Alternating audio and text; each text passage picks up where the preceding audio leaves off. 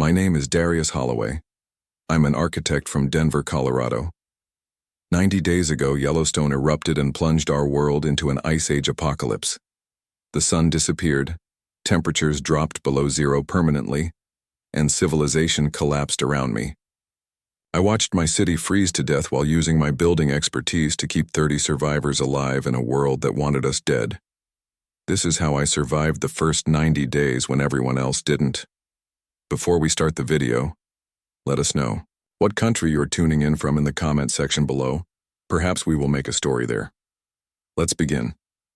September 15th, 2024 started like any other Tuesday morning in downtown Denver.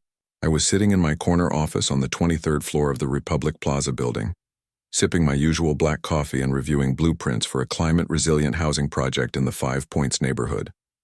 The morning sun was streaming through my windows, casting long shadows across the architectural drawings spread across my desk. I had no idea that in less than 4 hours, that sun would disappear for what might be forever. My name is Darius Holloway, and I'm a 34-year-old urban planning architect. For the past 8 years, I've specialized in designing infrastructure that can withstand extreme weather events, flood-resistant foundations, hurricane-proof roofing systems, earthquake retrofitting for older buildings. I thought I understood disaster preparedness. I thought I knew what resilience meant. I was wrong about everything. At exactly 9:47 that morning, my office windows started rattling. Not the gentle vibration you get from a passing truck or construction work, but a deep, sustained tremor that made my coffee cup dance across the desk. My first thought was earthquake. We'd been experiencing more seismic activity than usual that summer, small tremors that geologists attributed to increased underground pressure. The Colorado Geological Survey had been monitoring unusual readings from Yellowstone National Park for months, but their reports always ended with the same reassuring conclusion that any major volcanic activity was centuries away. I stood up and walked to my window, pressing my palm against the glass. The vibration was getting stronger, not weaker. Below me, 27th Street was filled with people stepping out of buildings, looking around with confused expressions. Some were pointing toward the mountains, others checking their phones. That's when my phone started buzzing with emergency alerts. The first message was from the National Weather Service. Severe geological event detected in Yellowstone region. Monitor local news for updates. The second alert came from the Colorado Emergency Management Agency. Major volcanic eruption confirmed at Yellowstone National Park. Ash cloud approaching. Colorado. Seek shelter immediately. I turned on the news feed on my computer and watched in disbelief as footage from Wyoming filled the screen. Yellowstone wasn't just erupting, it was exploding. The supervolcano that geologists had been monitoring for decades had finally blown, sending a column of ash and debris 30 miles into the atmosphere. The reporter was trying to maintain her composure, but I could see the fear in her eyes as she described the magnitude of what was happening. The eruption had begun at approximately 9:15 Mountain Time. The initial blast was heard across 5 states and triggered earthquakes as far away as California. But it was the ash cloud that made my blood run cold. Weather models were showing a massive gray plume spreading eastward, carried by the jet stream directly toward the Denver metropolitan area. The meteorologist on screen was talking about temporary flight cancellations and respiratory precautions. But I was remembering something from my college geology courses that made my stomach drop. Volcanic winter. The term had been theoretical when I learned about it 15 years ago, a historical curiosity about past eruptions that had temporarily altered global climate patterns. Mount Tambora in 1815 had caused what historians called the year without a summer. Crop failures, famine, global temperature drops that lasted months. But Yellowstone was different. Yellowstone was a supervolcano, a geological monster that made Tambora look like a firecracker. I called my ex-wife Janet in Phoenix, hoping to catch her before the news spread and panic set in. She answered on the first ring, her voice already tight with worry. She'd been watching the coverage too, and she was begging me to get in my car and drive south immediately. The highways would be clear for maybe another hour before everyone else had the same idea. But I couldn't leave. Not yet. I had responsibilities. Here. The city had contracted my firm to design emergency shelters for exactly this kind of scenario, and there were already 300 families living in my climate-resistant housing units in 5 points. These people depended on infrastructure that I had designed, and I needed to make sure those buildings could handle whatever was coming. Janet was crying when I hung up, begging me to reconsider. I promised her I would leave as soon as I could, but we both knew I was lying. By 11:30, the first wisps of ash were visible on the horizon. From my office window, it looked like storm clouds, but the color was wrong. Instead of the dark gray of rain clouds, this was a lighter, dustier gray that seemed to absorb light rather than reflect it. The ash cloud was massive, stretching across the entire western horizon like a wall of gray death approaching the city. Mayor Hancock held an emergency press conference at noon, flanked by representatives from the Colorado Department of Health and FEMA. They were recommending that all residents stay indoors, seal windows and doors, and avoid any unnecessary travel. The airport was closing indefinitely. Interstate highways heading south and east were already backed up for miles as people tried to evacuate the city. The mayor kept emphasizing that this was a temporary situation, that the ash would settle within days and normal life would resume. But I was looking at the size of that cloud and running calculations in my head that didn't match his optimistic timeline. I spent the rest of Tuesday afternoon in emergency meetings with city planners and disaster response coordinators. They wanted to know how many people we could shelter in the buildings I'd designed, how long the structures could maintain habitability without external power, what modifications we could make to improve air filtration. I was giving them answers, but all I could think about was a research paper I'd read years ago about the Toba supervolcano eruption 74,000 years ago. That eruption had nearly driven humanity to extinction, creating a volcanic winter that lasted 6 years. The emergency coordinator kept talking about temporary measures and short-term displacement, but I was already calculating structural loads for long-term ash accumulation. If this was anything like the historical supervolcano eruptions I'd studied, we weren't looking at days or even weeks of ashfall. We could be looking at months, and if the ash blocked enough sunlight to trigger a volcanic winter, we'd be dealing with plummeting temperatures and crop failures that could last years. I didn't share these thoughts with the emergency response team. There was no point in creating panic when we didn't know for certain what we were dealing with, but I quietly started sketching survival shelter designs in my notebook during the meeting, telling myself it was just intellectual curiosity. Deep down, though, I was beginning to understand that everything was about to change. By Wednesday morning, the ash cloud had reached Denver. I woke up in my downtown apartment to discover that the world outside my windows had turned gray. Not the soft gray of morning fog, but a harsh, dusty gray that made everything look dead. The ash was falling like snow, coating cars and buildings in a fine powder that got into everything. I tried to go to my office, but my car wouldn't start. The ash had clogged the air filter and coated the windshield so thickly that I couldn't see to drive. I walked to work instead, wearing a dust mask I'd bought at a hardware store on Tuesday afternoon. The streets were eerily quiet except for the sound of ash crunching under my feet. Most businesses were closed, their windows taped shut and signs apologizing for the inconvenience. The few people I saw were all wearing masks or had shirts pulled up over their faces. Everyone moved quickly, heads down, trying to minimize their exposure to the falling ash. My office building was still open, but the lobby was filled with a fine layer of gray dust, despite the sealed doors and windows.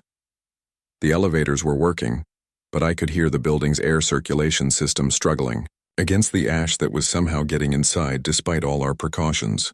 When I reached my office, I found that ash had coated my windows so thickly that I could barely see the street below.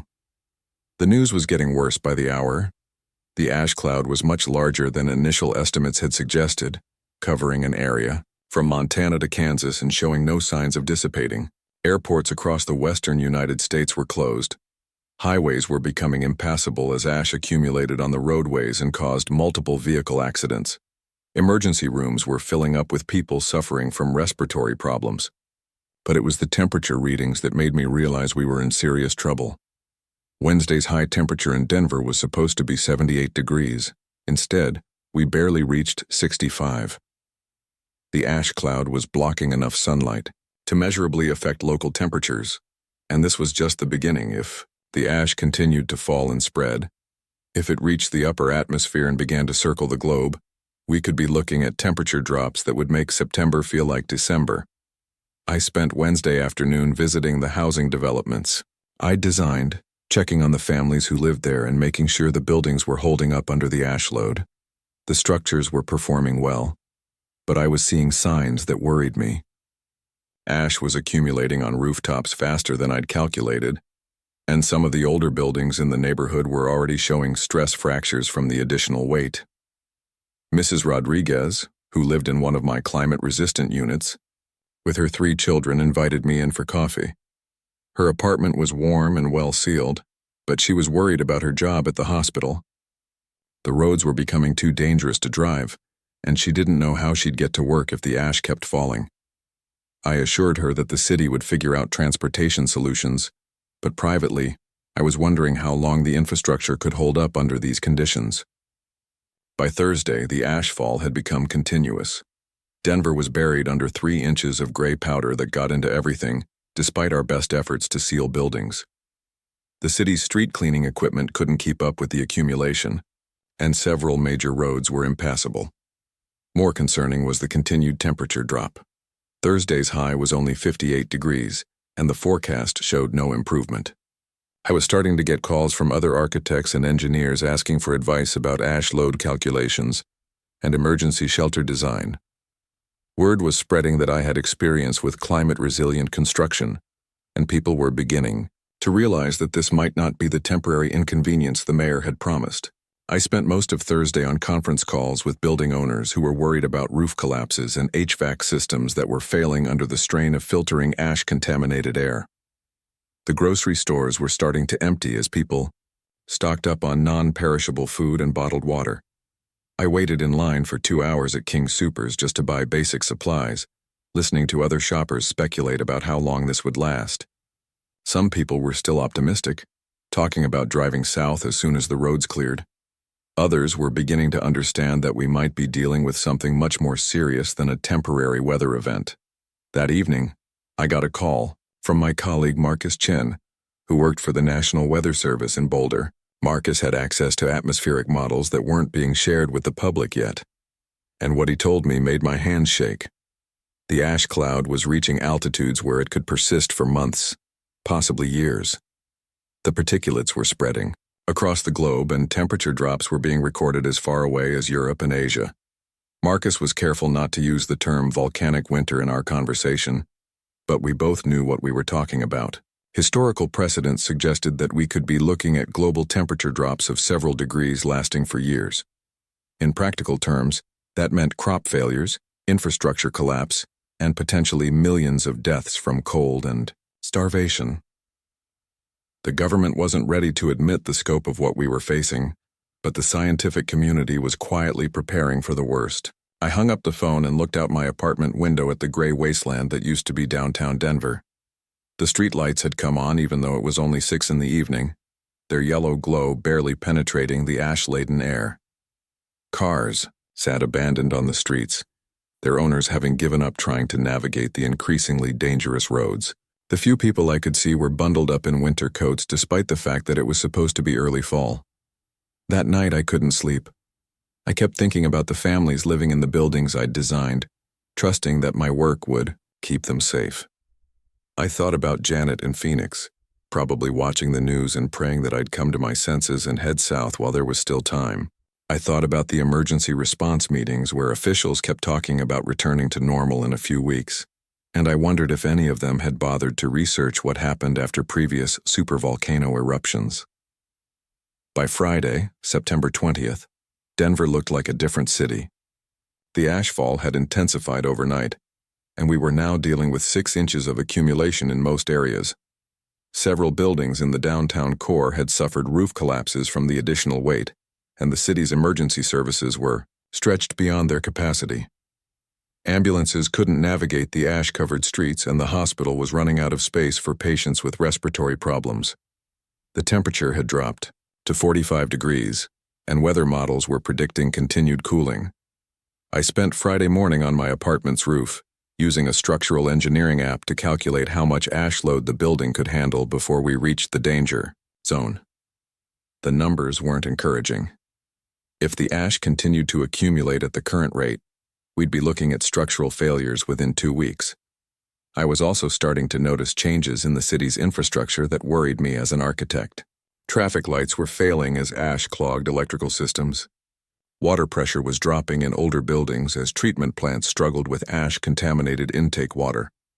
The power grid was showing signs of strain as demand for heating increased and ash damaged transmission equipment. That afternoon, I received an official evacuation recommendation from the city. All non-essential personnel were being urged to leave Denver immediately while the highways were still passable. Buses were being provided for residents without personal transportation, and the National Guard was establishing evacuation centers in Colorado Springs and Fort Collins. The message was polite but urgent, emphasizing that this was likely the last opportunity for safe evacuation before winter weather made travel impossible. I packed a bag with essential documents and supplies, but I couldn't bring myself to leave. There were too many people depending on the buildings I'd designed, too many questions about structural integrity that only I could answer. I told myself I'd leave in a few more days after I made sure the housing developments were secure, and the emergency response teams had all the information they needed. By Saturday, the ashfall had created nearly a foot of accumulation across the city. The weight was causing problems for structures that hadn't been designed to handle the additional load, and I was getting emergency calls from building owners who were seeing stress fractures in their foundations. Several apartment complexes had been evacuated as a precautionary measure, and the Red Cross was running out of space in their emergency shelters. The temperature had dropped to 38 degrees, cold enough that I could see my breath indoors. When the heating system cycled off, I was burning through my natural gas heating budget at an alarming rate, and I wasn't alone. The utility company was reporting record demand that was straining their distribution capacity. Some neighborhoods were already experiencing rolling blackouts as the power grid struggled to meet heating demands while dealing with ash damage to generation and transmission equipment. That evening, I stood on my balcony looking out at what used to be the Denver skyline. The mountains were completely invisible, hidden behind a wall of gray that seemed to stretch to infinity. The city below was dimly lit, with many buildings dark either from power failures or abandonment. Snow was beginning to mix with the ash, creating a gray slush that coated everything in a layer of freezing mud. For the first time since the eruption, I started sketching emergency shelter designs that weren't just intellectual exercises. I was designing for long-term survival in a world where the sun might not shine for months or years. Heating systems that could run on scavenged materials. Water collection and purification systems that could function in ash-contaminated environments. Food storage solutions that could maintain nutrition for extended periods without refrigeration. I wasn't ready to admit it out loud, but I was beginning to understand that we weren't dealing with a temporary disaster that would end in weeks. We were dealing with something that might not end at all. The old world of reliable infrastructure and predictable weather patterns was disappearing under a blanket of volcanic ash, and whatever came next would require different skills and different thinking. Sunday morning brought the news that made everything clear. The ash cloud had reached the upper atmosphere and was beginning to spread globally. Satellite images showed gray plumes circling the Earth, and temperature drops were being recorded on every continent. The scientific community was quietly using terms like global cooling event and extended volcanic winter. But government officials were still talking about temporary disruptions and gradual recovery. I knew better. I'd spent enough time studying historical climate events to understand what we were facing. The Tambora eruption in 1815 had caused crop failures and famine that killed hundreds of thousands of people, and that was from a much smaller volcano.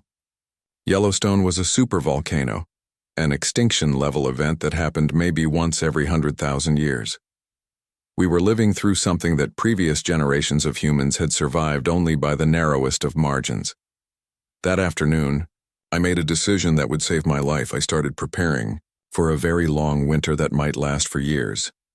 I began converting my apartment into a survival shelter, sealing windows and doors, stockpiling non-perishable food, and modifying my heating system to run on alternative fuels. I wasn't leaving Denver, but I was getting ready for Denver to leave me.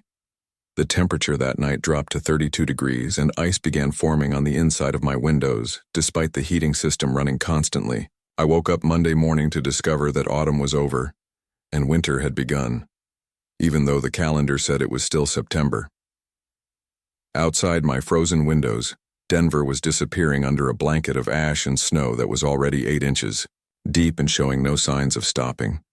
I looked at my emergency radio, tuned to the National Weather Service frequency, and listened to forecasts that talked about continued cooling and extended ash fall duration. The meteorologists were being careful with their language, but the implications were clear. We were entering a winter that might last for years, and most people weren't prepared for what was coming. That's when I realized we weren't dealing with a disaster that would end in weeks or months.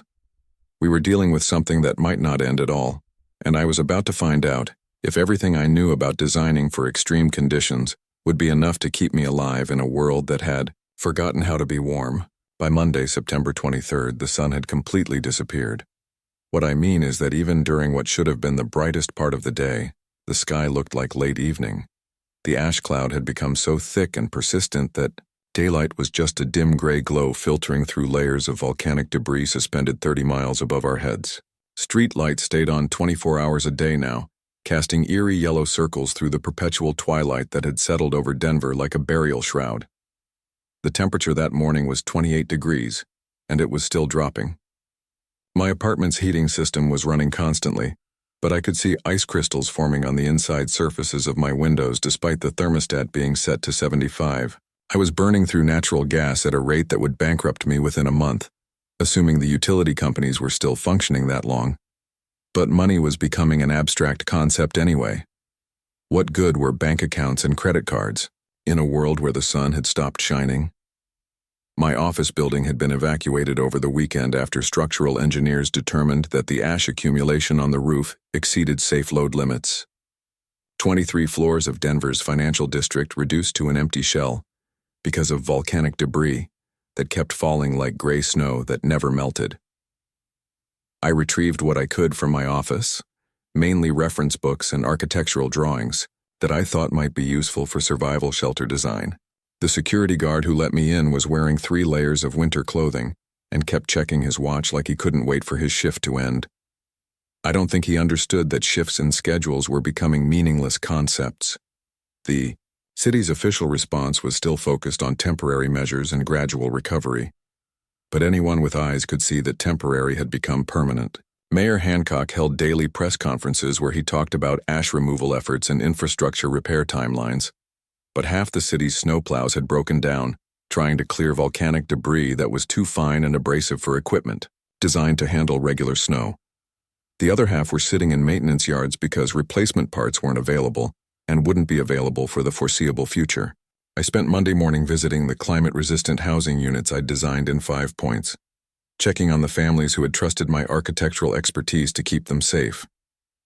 Mrs. Rodriguez was still there with her 3 children, but she'd lost her job at the hospital because the roads had become too dangerous for her to drive to work. The hospital itself was operating on emergency power and treating mainly respiratory cases and hypothermia victims.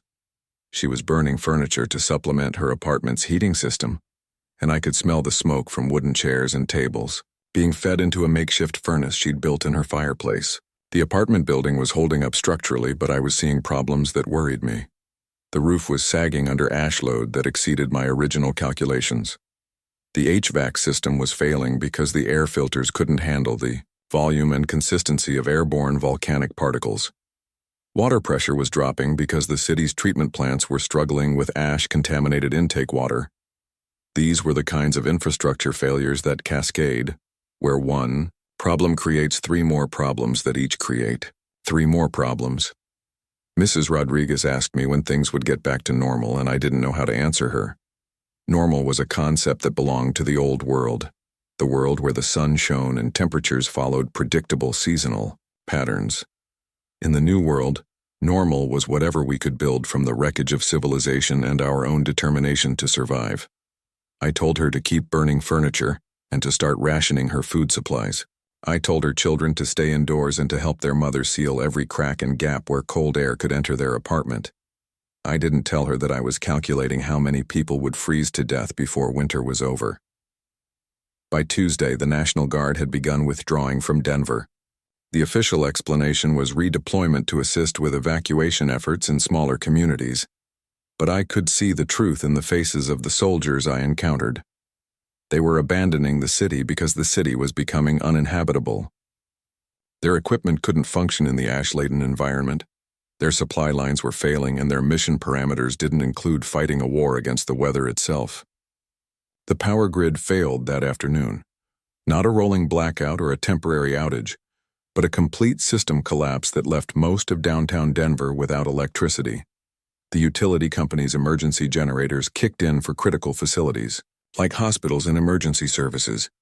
But residential areas went dark. I was lucky because my apartment building had backup power, but even that was limited to essential systems like emergency lighting and basic heating for common areas. I spent Tuesday evening by candlelight, listening to my battery-powered radio, for news from the outside world. What I heard was not encouraging. Similar ash clouds were affecting cities across the western United States. Spokane was completely cut off by impassable roads.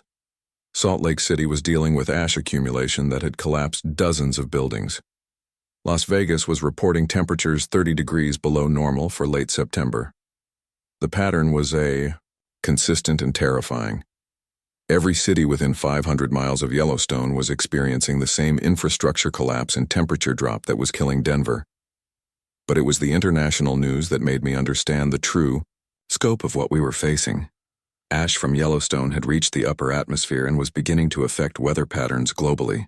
Temperature drops were being recorded in Europe and Asia. Crop harvests were failing as reduced sunlight and altered precipitation patterns disrupted agricultural cycles that had remained stable for thousands of years. The World Health Organization was quietly mobilizing resources for what they were calling a global health emergency, but they were being careful not to use terms that might cause international panic. I knew what they weren't saying. We were living through the beginning of a volcanic winter that could last for years. Historical precedents suggested that global temperatures could drop by several degrees and remain depressed for decades. In practical terms, that meant crop failures, famine, and death tolls that would make previous natural disasters look like minor inconveniences. Civilization as we knew it was ending, and most people didn't understand what was happening to them. Wednesday brought the first real snow mixed with the continuing ashfall.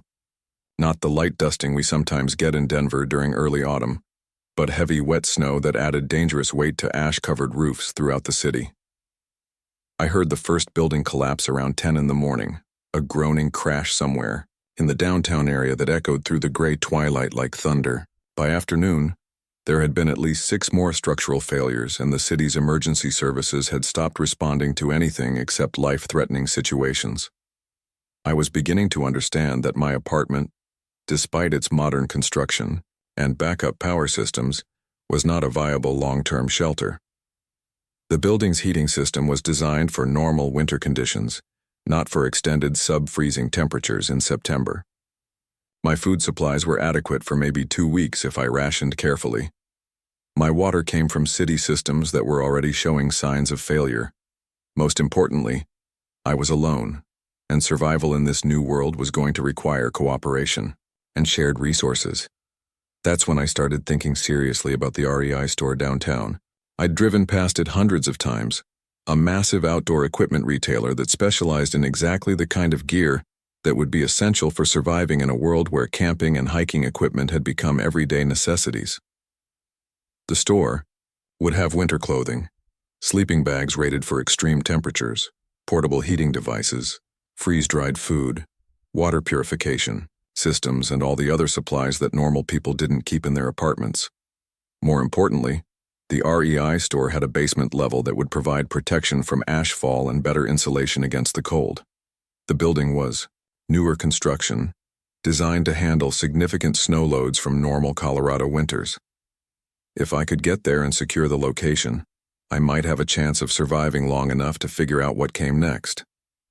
Thursday morning brought news that made my decision final. The city was officially recommending that all remaining residents evacuate immediately.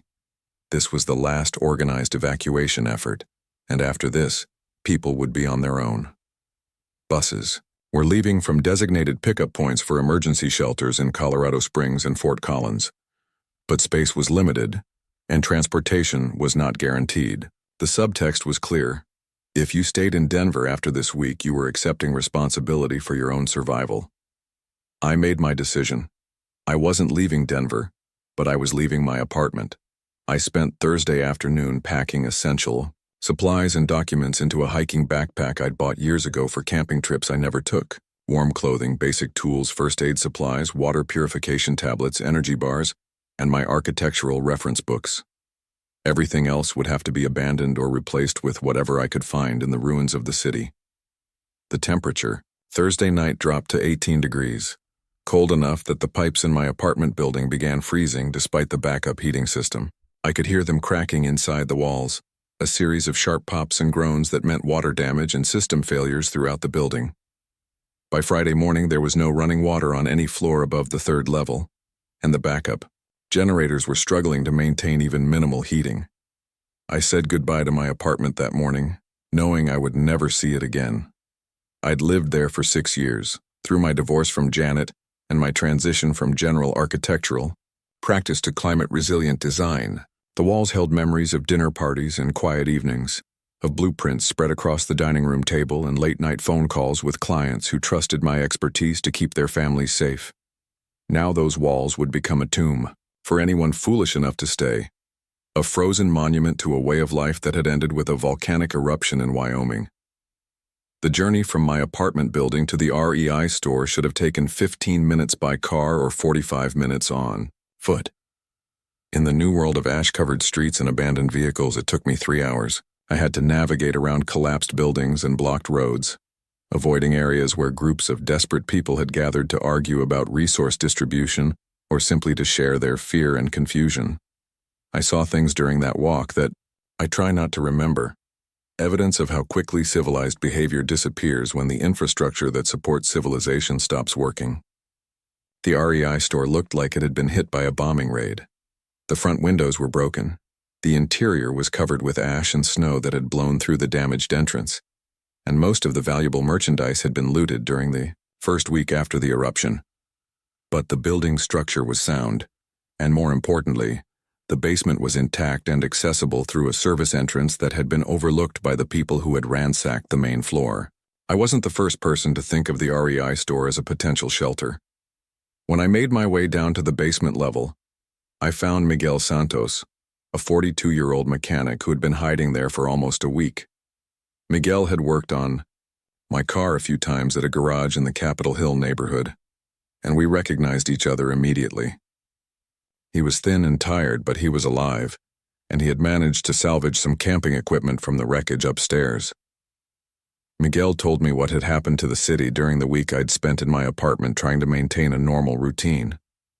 The looting had started as soon as the power grid failed, but it wasn't the organized criminal activity you see in movies. It was desperate families trying to find food and warm clothing for their children. It was elderly people breaking into pharmacies to get medications they needed to stay alive. It was neighbors helping neighbors until resources became too scarce for helping. And then it was neighbors fighting neighbors over cans of soup and blankets.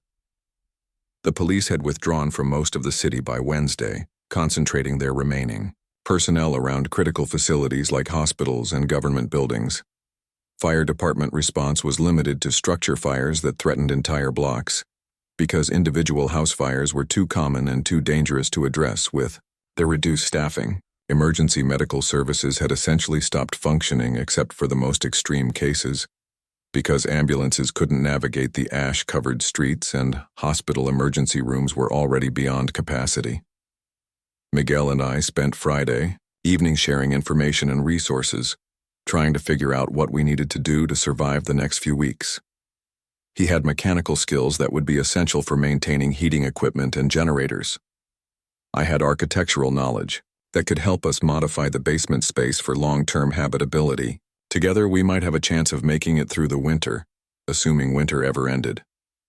That night we heard our first refugee group passing by outside, 20 or 30 people, including children, making their way through the ash-covered streets with whatever they could carry.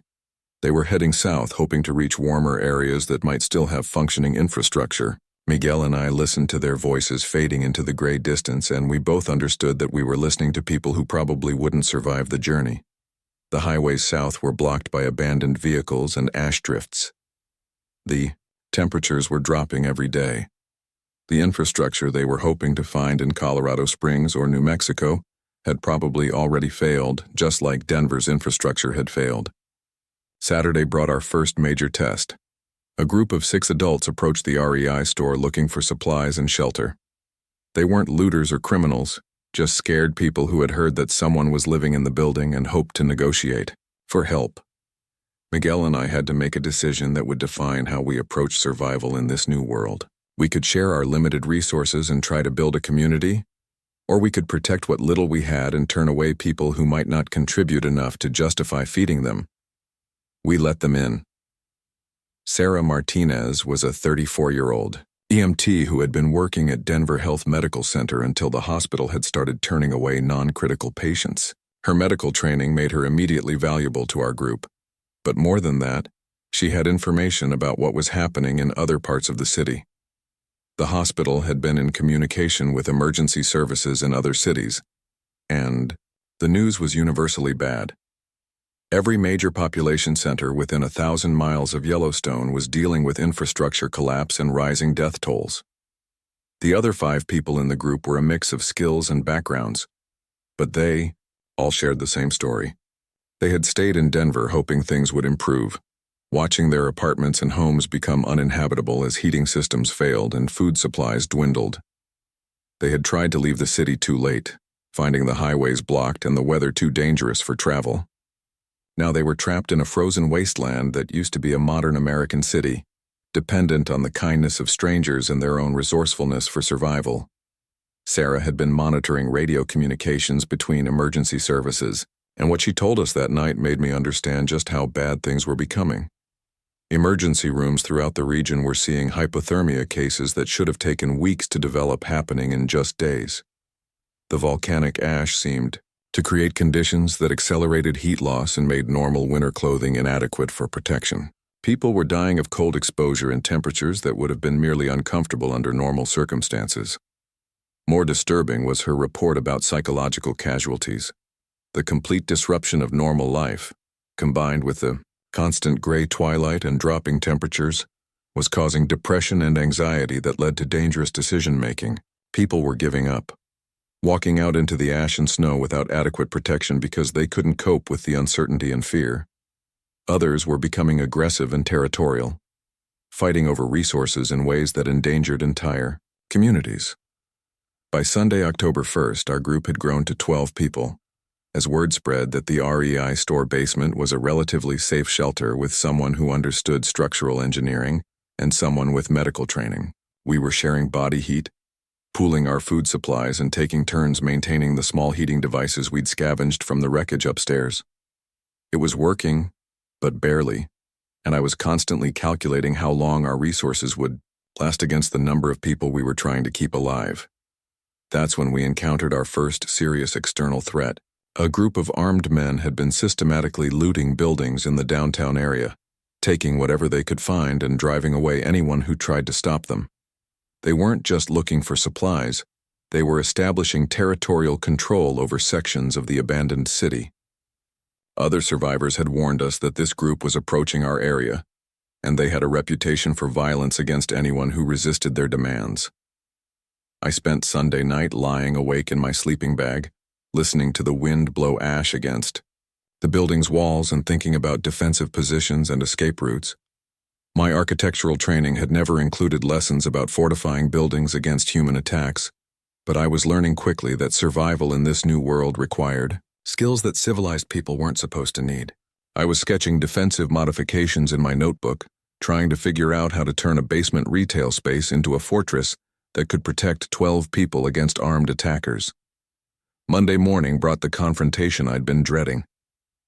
The armed group arrived at the REI store demanding that we turn over half of our supplies and submit to their authority over our section of downtown Denver. There were 8 of them, carrying hunting rifles and handguns they'd looted from sporting goods stores. They weren't professional criminals or military personnel, just desperate people who had decided that strength and intimidation were more reliable than cooperation and mutual aid. Sarah tried to negotiate, explaining that we were barely surviving on the supplies we had and couldn't spare anything without risking death from cold and starvation. I tried to appeal to their long-term thinking, pointing out that destroying survivor communities would ultimately make everyone less likely to survive the winter. Miguel offered to help them repair equipment or modify vehicles in exchange for leaving us alone. None of it worked. They wanted immediate resources, and they were willing to use violence to get them. The standoff lasted most of the day with armed men positioned around the building while we tried to figure out how to protect ourselves and our supplies. We had no weapons except tools and improvised devices, no military training, and no experience with violent conflict. What we had was desperation, and the knowledge that surrendering our resources meant certain death for some or all of our group members. That evening, while the armed group was distracted by an argument about how to divide the supplies they expected to take from us, Miguel and I managed to disable their vehicles by removing essential engine components. It wasn't much of a victory, but it bought us time and demonstrated that we weren't completely helpless. The armed group was forced to retreat on foot, threatening to return with more people and better weapons. Tuesday brought a blizzard that buried Denver under 18 inches of new snow, mixed with continuing ashfall. The temperature dropped to 8 degrees, cold enough that staying outside for more than a few minutes without proper protection meant death from exposure. The blizzard probably saved our lives by making it impossible for the armed group to return immediately, but it also made our survival situation much more desperate. Our heating fuel was running low, our food supplies were adequate for maybe another week, and the building's water pipes had frozen completely. We were melting snow for drinking water and rationing body heat by sleeping in close groups and sharing body warmth. Sarah was treating frostbite cases and respiratory problems caused by breathing ash-contaminated air. Miguel was struggling to keep our improvised heating system running with salvaged parts and diminishing fuel supplies. I was constantly calculating survival probabilities and resource requirements, trying to figure out how to keep 12 people alive through a winter that might last for years. The numbers weren't encouraging. We needed more food, more fuel, better insulation, and access to medical supplies. We needed weapons for protection against other desperate groups. Most importantly, we needed a long-term plan that went beyond just surviving the next few days. Wednesday morning brought radio contact with other survivor groups throughout the Denver metropolitan area. What we learned was that our situation was typical rather than exceptional. Every community was dealing with resource shortages, infrastructure failures, and external threats from armed groups. The city's population had dropped from over 500,000 to maybe 50,000 people, and that number was declining every day as cold and hunger took their toll. But we also learned that some communities were finding ways to thrive despite the impossible conditions. Groups with diverse skills and adequate shelter were establishing sustainable systems for food production, water purification, and defense. They were building solar collectors from salvaged materials, growing food in improvised greenhouses, and creating social structures that supported cooperation rather than competition. These success stories gave me hope that survival was possible, but they also made me understand that our current situation in the REI store basement was not sustainable. We were consuming resources without producing anything, defending a location that wasn't designed for long-term habitation, and growing too large to maintain cohesion without better organization and leadership structures. That's when I realized that everything we'd been through so far was just preparation for the real test. We'd survived 36 days of infrastructure collapse and social breakdown, but we were about to discover whether we could build something new from the wreckage of the old world. The question wasn't whether we could make it through the next few days, but whether we could create a community that would still be alive and functioning when spring finally came again. If spring ever came again, because I was starting to understand that this winter might last for years, and the world that emerged from it would be fundamentally different from anything humanity had experienced in recorded history. We were living through the end of one age and the beginning of another, and our survival would depend on how quickly we could adapt to realities that no one had prepared us for. Wednesday night, October 4th, was when I made the decision that would either save our lives or get us all killed. The armed group that had threatened us earlier in the week had returned with reinforcements, and they were systematically hitting every survivor shelter in downtown Denver. We could hear gunshots and shouting from blocks away as they worked their way through the area, taking whatever they wanted and driving out anyone who couldn't defend themselves. Our improvised defenses in the REI store basement weren't going to hold against a determined assault by armed attackers. Miguel was monitoring their radio communications on a scanner he'd salvaged from an abandoned police car, and what we heard was terrifying. These weren't desperate people making bad decisions. Under pressure, they were organizing into a militarized group with plans to control large sections of the abandoned city and extract tribute from any survivors who wanted to stay in their territory. They had weapons, vehicles, and enough people to overwhelm small communities like ours through sheer force. Sarah was treating a woman named Jennifer who had escaped from one of their earlier raids. Jennifer had been part of a 20-person group sheltering in a downtown office building, sharing resources and trying to wait out the crisis. The armed group had given them an ultimatum: hand over half their food and supplies, plus 2 people, to work as laborers, or face violent eviction from their shelter. When Jennifer's group tried to negotiate, the attackers had set fire to the building's first floor and taken their supplies by force. Jennifer was suffering from smoke inhalation and severe frostbite on her feet from walking through the snow without adequate footwear. But more than her physical injuries, she was traumatized by what she'd seen happen to her community. The attackers hadn't just taken their supplies, they had destroyed the social bonds that made survival possible. People who had been working together for weeks were now scattered across the frozen city, facing individual death instead of collective survival. I spent that night calculating our options, and none of them were good. We could try to fight the armed group when they arrived, but we were outnumbered and outgunned. We could surrender our supplies and hope they'd leave us alone, but Jennifer's experience suggested that would just make us targets for future raids. We could try to flee to another location, but the blizzard conditions made travel extremely dangerous, and most other shelter options in the downtown area were already compromised. That's when I remembered my architectural survey of Denver's underground infrastructure from a project I'd worked on 3 years earlier. The city had an extensive network of utility tunnels, storm drains, and abandoned subway construction that most people didn't know existed. If we could access that underground network, we might be able to move through the city without being detected by surface patrols.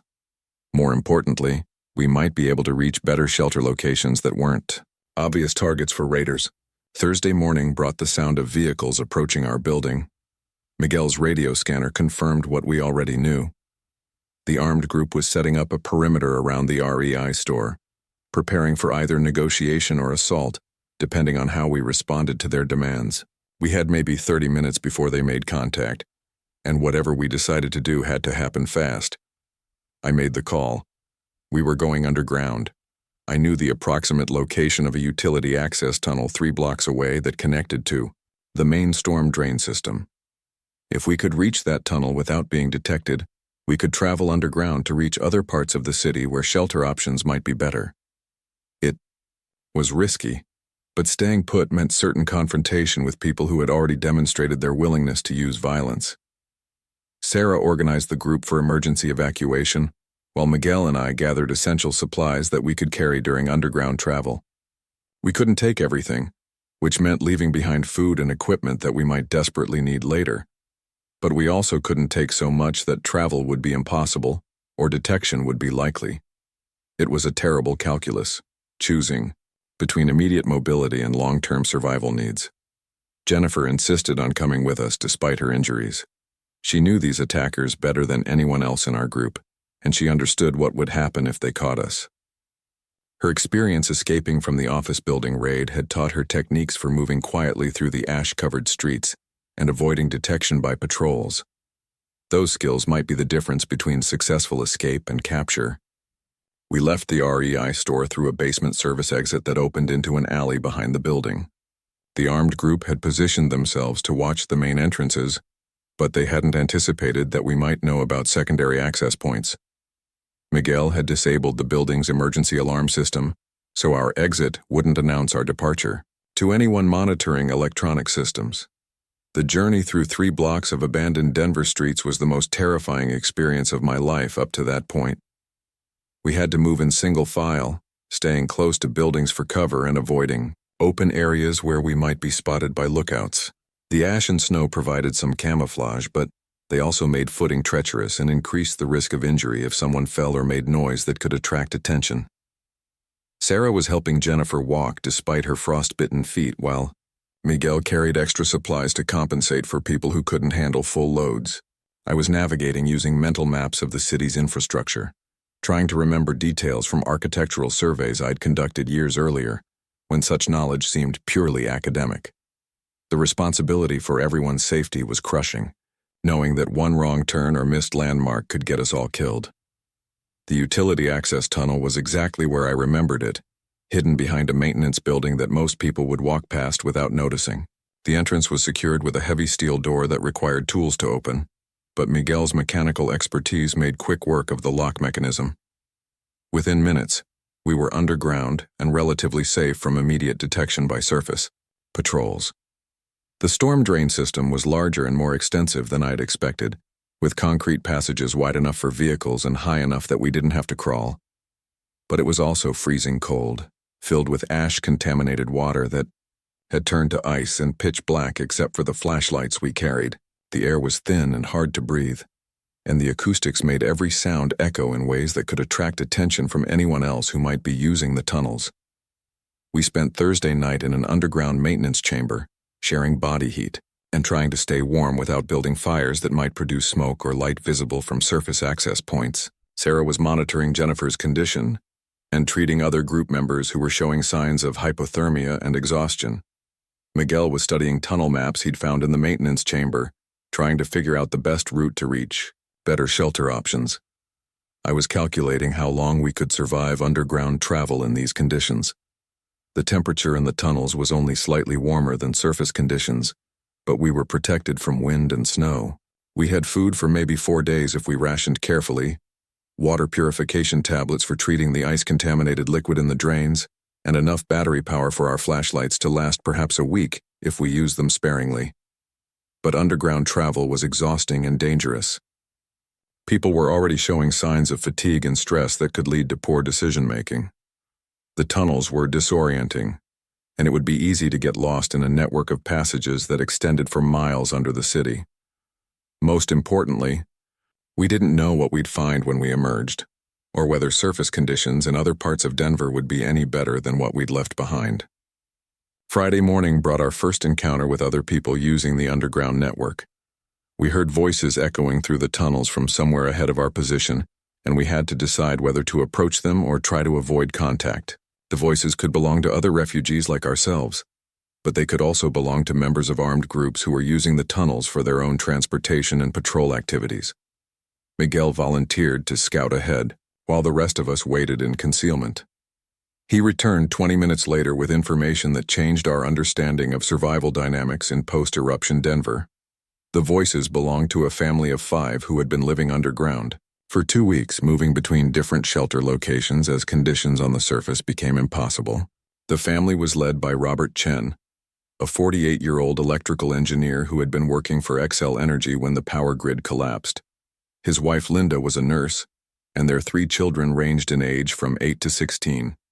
They had more experience with underground survival than our group, and they were willing to share information about tunnel routes and surface conditions in exchange for medical attention that Sarah could provide for Linda, who was suffering from infected cuts on her hands. Robert's information about surface conditions was sobering. The armed groups weren't just operating in downtown Denver.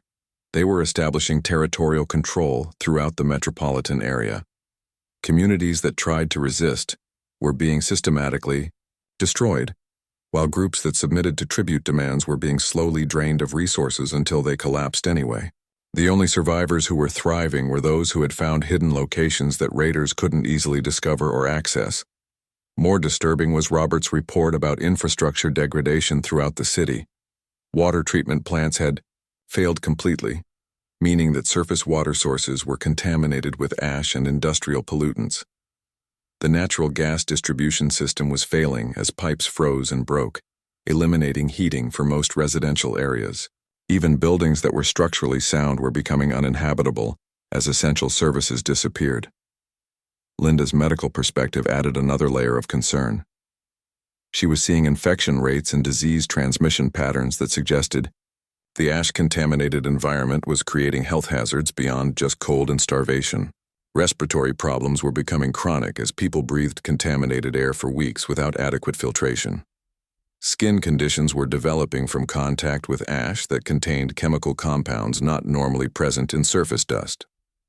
We spent Friday traveling together through the tunnel network, sharing resources and information while moving toward an area that Robert thought might offer better surface shelter options. The children were remarkable, adapting to underground travel in harsh conditions with resilience that put most adults to shame. The 8-year-old Tommy had become expert at moving quietly through the tunnels and spotting potential hazards before they became dangerous. But traveling with a larger group also created new challenges. We moved more slowly because of different physical capabilities and the need to accommodate children. We needed more food and water, straining our already limited supplies. Most importantly, we were more visible and made more noise, increasing the risk of detection by hostile groups who might also be using the tunnel network. Saturday brought us to an area of the underground system that connected to the basement levels of the Denver Central Library. Robert had discovered this connection during his previous explorations, and he thought the library might offer better long-term shelter than anything we'd found so far. Libraries were built with multiple levels, good insulation and structural systems designed to handle heavy snow loads from normal Colorado winters. The library's basement was partially flooded with ice-contaminated water, but the upper basement level was dry and accessible through internal stairways. More importantly, the building's heating system was designed to run on natural gas, and Robert's electrical expertise might be able to modify the system to work with alternative fuel sources. The library also contained thousands of books about survival, construction, agriculture, and other topics that could provide essential information for long-term survival planning. But accessing the library required emerging from the underground tunnel network and moving through surface streets that might be patrolled by armed groups. We would also be committing to a specific location rather than maintaining the mobility that had kept us safe during underground travel. It was another terrible choice between immediate safety and long-term survival prospects. I made the decision to attempt access to the library. Our group couldn't survive indefinitely in the tunnel network, and we needed a base of operations where we could establish sustainable systems for food, water, heating, and defense. The library offered resources and infrastructure that might make the difference between gradual death and actual survival through whatever was coming next. The approach to the library was nerve-wracking but successful.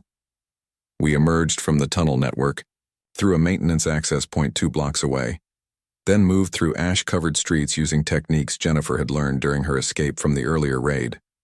The streets were empty except for abandoned vehicles and the occasional scavenging animal, but we maintained silence and stayed alert for any signs of human activity. The library building was larger and more complex than I'd expected, with multiple levels both above and below ground.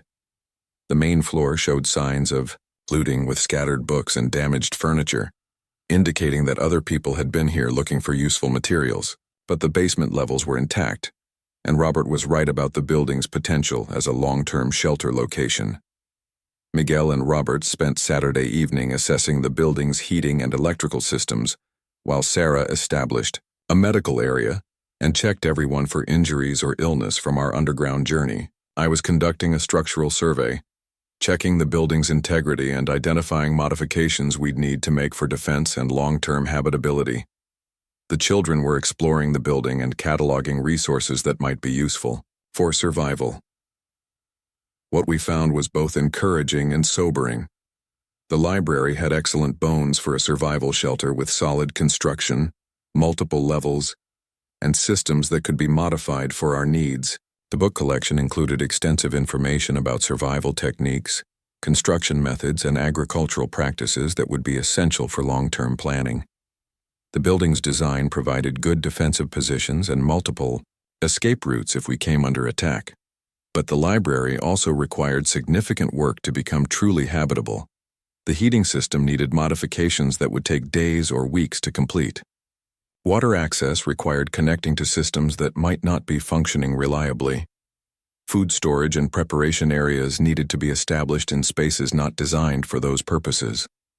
Most importantly, the building's size and visibility made it a potential target for anyone else looking for shelter or resources. Sunday morning brought our first test of the library as a defensive position.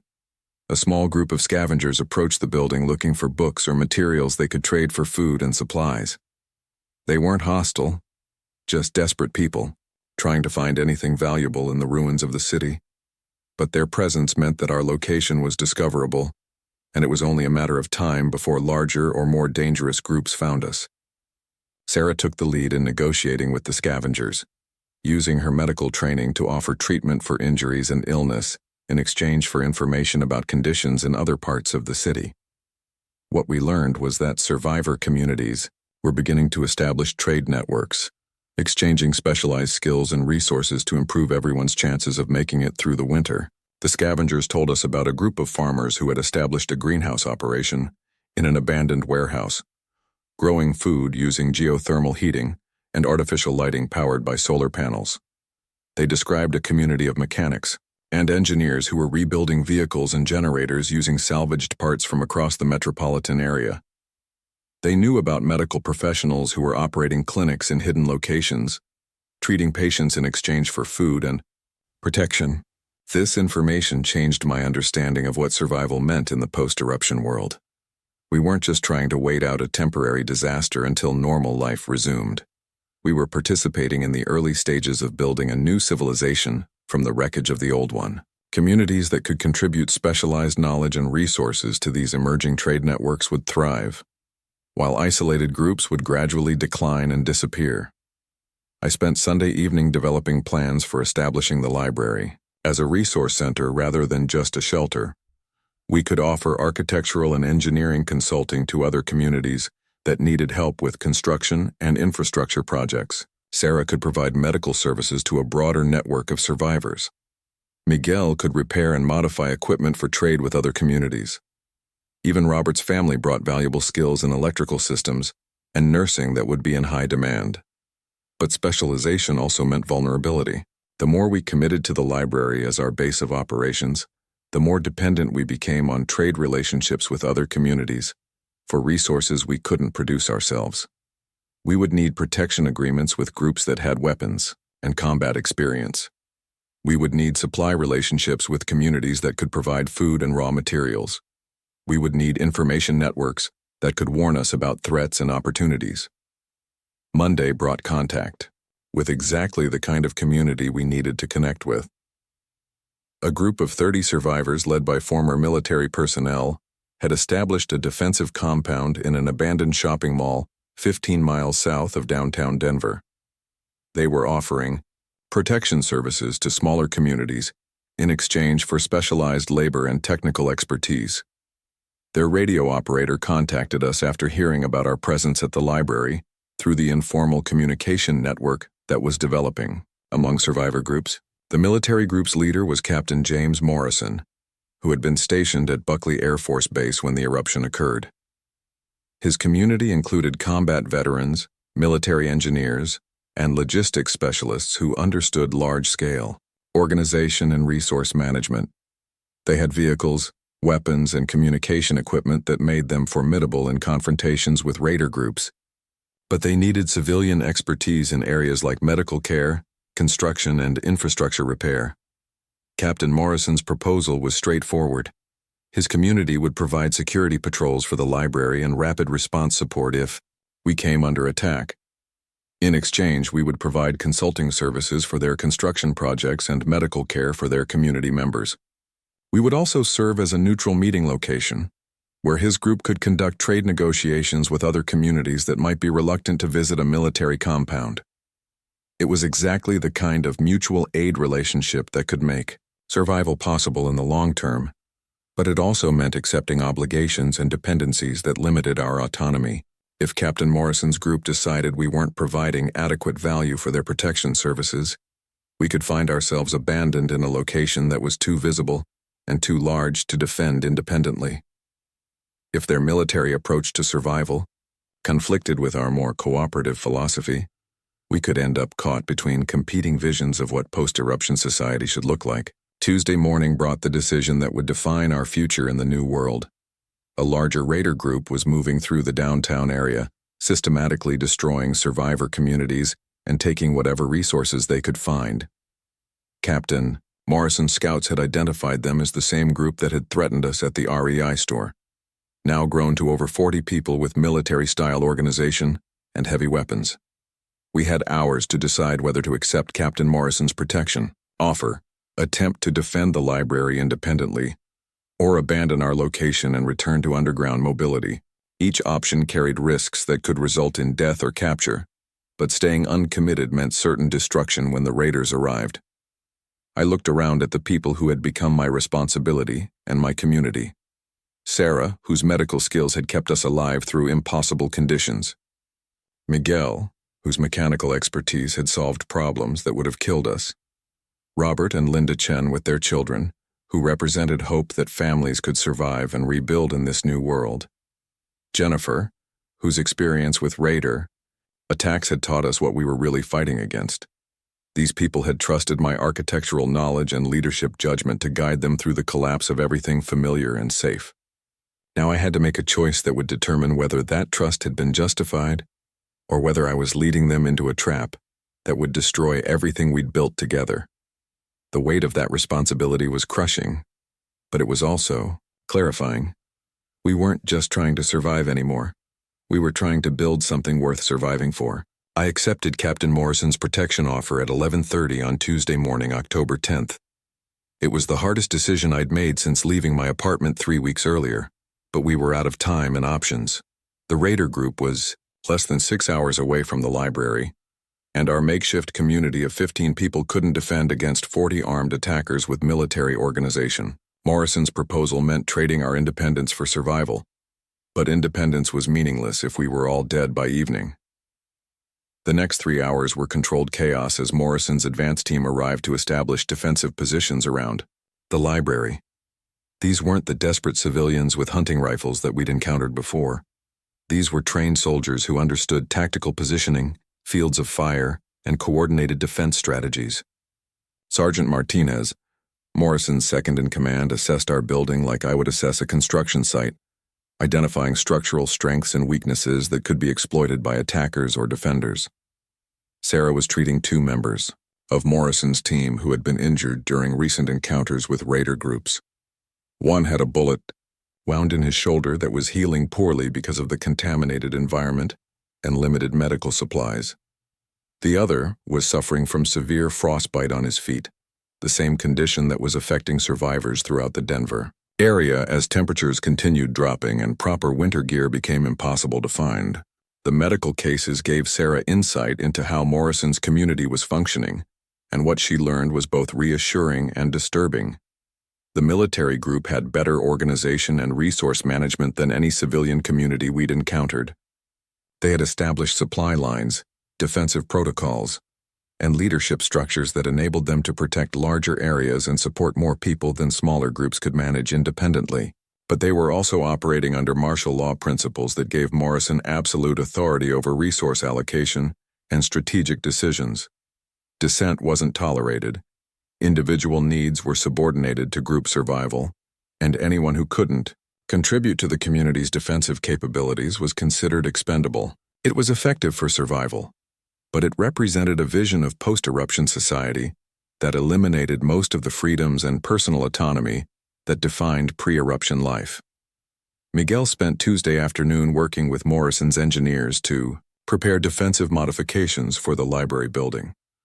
They were reinforcing windows with furniture and books, creating firing positions that provided cover while maintaining clear sight lines, and establishing communication systems that would allow coordinated response to attacks from multiple directions. Miguel's mechanical skills were immediately valuable to people who understood complex systems, but lacked his practical experience with improvised solutions. The military engineers also brought information about larger patterns they were seeing across the Denver metropolitan area. Raider groups were becoming more organized and aggressive as resources became scarcer and winter conditions worsened.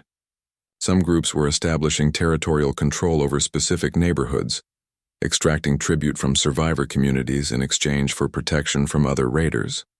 Others were simply moving through areas systematically, taking everything valuable and destroying communities that couldn't defend themselves. More concerning was their intelligence about infrastructure degradation throughout the region. Power generation facilities had shut down completely as fuel supplies were exhausted and equipment failed in the ash-contaminated environment. Water. Treatment plants were offline, meaning that even communities with access to wells or natural water sources faced contamination risks that could cause disease outbreaks. Transportation networks were becoming impassable as vehicles broke down and couldn't be repaired because replacement parts weren't available. Morrison himself arrived at 4 p.m, 2 hours before the estimated arrival time for the Raider attack. He was exactly what I'd expected from his radio communications. Mid-40s, gray hair, the kind of bearing that comes from decades of military leadership. But he was also clearly exhausted and stressed, carrying the weight of responsibility for 30 people in conditions that would challenge the most experienced survival expert. Morrison's assessment of our situation was blunt and tactical. The library was a good defensive position, but too large to hold with available personnel. We would concentrate our defense on the main floor and basement levels, abandoning the upper floors if necessary to maintain concentrated firepower. Civilians would be positioned in protected areas away from probable attack routes, but everyone capable of handling weapons would be armed and given basic instructions for defensive combat. I found myself appointed as Morrison's liaison with our civilian group, responsible for maintaining morale and ensuring cooperation with military defensive strategies. It was a role that put me in the middle of fundamental disagreements about how survival communities should function. Morrison's approach prioritized immediate security and tactical effectiveness, while our group had been operating on principles of democratic decision-making and individual autonomy. The philosophical differences became practical problems when Morrison's people started repositioning our supplies and equipment to support defensive operations. Books that we'd been using for fuel were moved to create barriers and firing positions. Medical supplies that Sarah had organized for treating our community members were redistributed to support potential combat casualties. Food that we'd been rationing carefully was consumed by soldiers who needed energy for fighting. Sarah was the most vocal in objecting to these changes, arguing that we were giving up essential resources for survival in exchange for protection that might not be effective against a larger or better armed attacking force. Morrison's response was that survival required winning the immediate fight, and longer-term resource management was irrelevant if we were all dead by morning. Both perspectives were rational, but they represented incompatible approaches to survival priorities. Jennifer provided intelligence that proved crucial for defensive planning. Her experience escaping from the earlier Raider attack had given her insights into their tactics and organization. They typically approached target buildings during late afternoon or early evening, using vehicles to transport personnel and heavy weapons, while maintaining mobility for rapid retreat if resistance proved too costly. They relied on intimidation and overwhelming firepower rather than sophisticated tactics, but they were learning from each encounter and becoming more effective. More importantly, Jennifer had observed communication patterns that suggested coordination between different Raider groups operating in the Denver area. What appeared to be independent bands of desperate survivors were actually part of a larger network with shared intelligence and resource pooling capabilities. The group approaching the library wasn't just 40 people with weapons. They were advanced scouts for a much larger organization that could bring hundreds of fighters to bear if initial attacks failed. This information changed Morrison's defensive calculations significantly.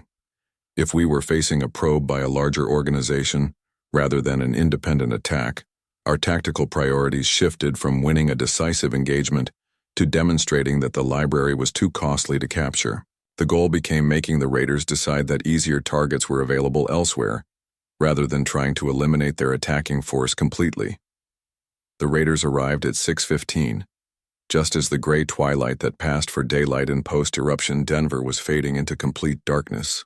They approached in 3 vehicles, modified trucks with armor plating and mounted weapons that could suppress defensive fire, while assault teams moved into position.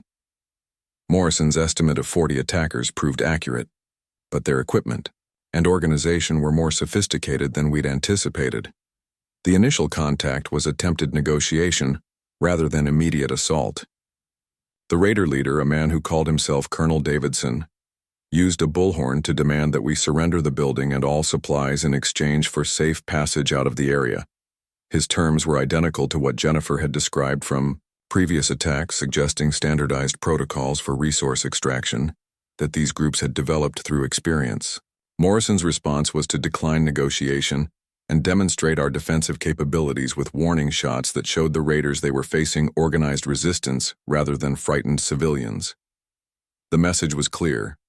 Attacking this position would be expensive in casualties and ammunition, and the raiders needed to decide whether the potential gains justified the certain costs. The standoff continued for 2 hours while both sides assessed each other's capabilities and intentions. Morrison used the time to coordinate with other defensive positions his community had established throughout the area, calling for reinforcements and intelligence about raider movement patterns. The raiders used the delay to probe our defensive positions and look for weaknesses they could exploit during assault operations. Sarah spent those 2 hours preparing for casualties, organizing medical supplies, and setting up treatment areas protected from incoming fire. She was also monitoring radio communications between Morrison's people and other survivor communities, trying to understand the larger tactical situation and how our fight fitted into broader patterns of conflict across the Denver area. What Sarah learned was sobering. The raiders attacking us were part of a coordinated offensive that was hitting multiple targets simultaneously. Morrison's community was dealing with 3 separate attacks, stretching their personnel and resources beyond safe limits. Other survivor communities were reporting similar pressures, suggesting that the raider organizations were conducting a systematic campaign to eliminate independent communities and establish territorial control over the entire metropolitan area. The assault began at 8:30, with a coordinated attack on multiple entry points designed to overwhelm our defensive positions through simultaneous pressure. Morrison's people responded with disciplined fire that forced the attackers to take cover and slowed their advance, but we were clearly outnumbered and outgunned. The library size worked against us, providing too many potential entry points for our small defensive force to cover effectively. I found myself in charge of coordinating civilian activities during the firefight, keeping non-combatants in protected areas while managing communication between defensive positions and medical stations. It was terrifying and exhausting, requiring constant decisions about resource allocation and personnel positioning, while gunfire echoed through the building and our defensive perimeter gradually contracted under raider pressure. Miguel proved invaluable during the combat, using his mechanical expertise to maintain communication equipment and improvised weapons that gave our defenders technological advantages over the attacking force. He'd modified several devices to create noisemakers and light sources that could confuse attackers or reveal their positions, and his knowledge of the building's electrical systems allowed him to control lighting in ways that favored defensive positions. Robert Chen emerged as an unexpected asset when his electrical engineering background enabled him to disable the raiders' vehicles by overloading their electrical systems with improvised electromagnetic pulse devices. His actions eliminated the raiders' mobility advantage and forced them to consider retreat options that involved abandoning heavy equipment and making escape on foot through hostile territory. The fighting continued until after midnight, with the raiders making repeated attempts to establish positions inside the building, while Morrison's defenders fell back to successive defensive lines. We lost 2 people during the engagement, members of Morrison's team who died holding positions that protected civilian evacuation routes. Sarah was treating multiple wounded defenders, working with limited supplies under combat conditions that made proper medical care nearly impossible. The turning point came when Morrison's reinforcements arrived from other defensive positions, attacking the raiders from behind while they were focused on assaulting the library. The raiders found themselves caught between defensive fires from multiple directions, unable to advance or retreat without taking heavy casualties. Their discipline broke under pressure, and what had been a coordinated assault became a disorganized retreat that left equipment and wounded personnel behind. Wednesday morning revealed the full cost of our defensive victory. The library building was damaged but still habitable, with broken windows and bullet holes that would require repair before winter weather became completely deadly. Morrison's community had suffered casualties that reduced their defensive capabilities. For future engagements, our civilian group had consumed medical supplies and food that we'd been saving for emergency situations. More significantly, the attack had revealed intelligence about raider organization and capabilities that changed our understanding of the security situation throughout the Denver area. The raiders weren't desperate people making bad decisions. Under stress, they were organized military units with command structures, communication systems, and strategic objectives that extended beyond simple resource acquisition. Morrison's interrogation of captured raiders revealed that their organization called itself the Colorado Liberation Front, claiming to represent legitimate authority in the post-eruption environment. They were establishing territorial control over abandoned areas, collecting tribute from survivor communities, and eliminating groups that refused to acknowledge their authority. Their ultimate goal was to create a new governmental structure based on military principles and resource control, rather than democratic institutions.